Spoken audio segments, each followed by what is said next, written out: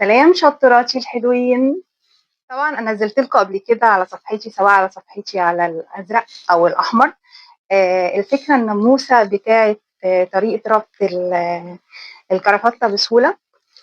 عملت حوالي 5 مليون ما شاء الله. فهعيدها تاني في الصفحه هنا. بس المره دي بقى هقول لكم مين اللي علمها لي بابا الله يرحمه. طبعا هو كان زي ما انتم شايفين كده من ابناء القوات المسلحه، وكان دايما بيلبس الجرافطه، وكنت دايما اقول له عايزه اتعلمها، فهو علمها لي بطريقه الرشاقه.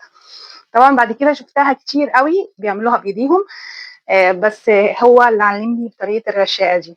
طبعا الجيش قال لي اتصرف، فهو اللي علمها لي. وطبعا كنت بفتخر بيه جدا لما كان بيلبس الافرول بتاعه ويربط الجرافطه كده بايديه. فعشان كده قلت له يعلمها لي، وهو طبعا فكر وعلمني بالرشاقه. يلا بينا نشوف طريقه ربطه الجرافطه على طريقه بابا الله يرحمه بتتعمل ازاي. يلا معايا. انا جبتها اهي، لسه جايباها من الدراي كلين، ودي تطبيقتها لما بجيبها من شكلها. طبعا كنت دايما بستغرب من التيكت ده، بقول طبعا دي اكيد الماركه بتاعتها، بس هي ليها استخدام ان هي بتطبق كده زي ما انتم شايفين. تيجي تطوقيها بالشكل ده كده، تتحط في قلب يعني بس كده كده اهي كده اهي كده، وتتحط هنا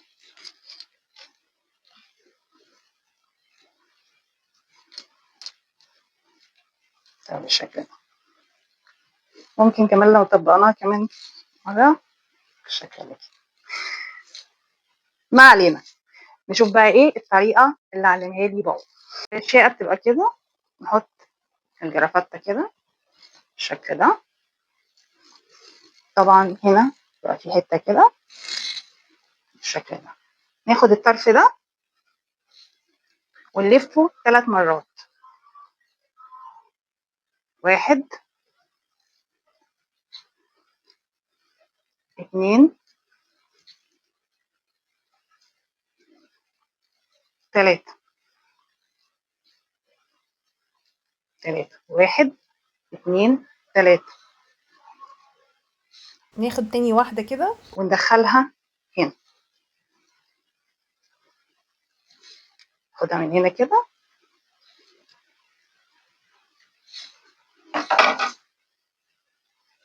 كده.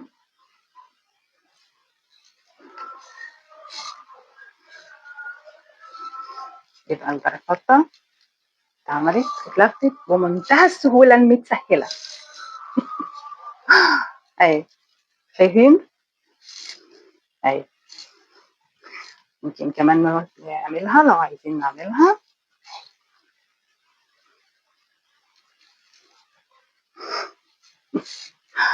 شايفين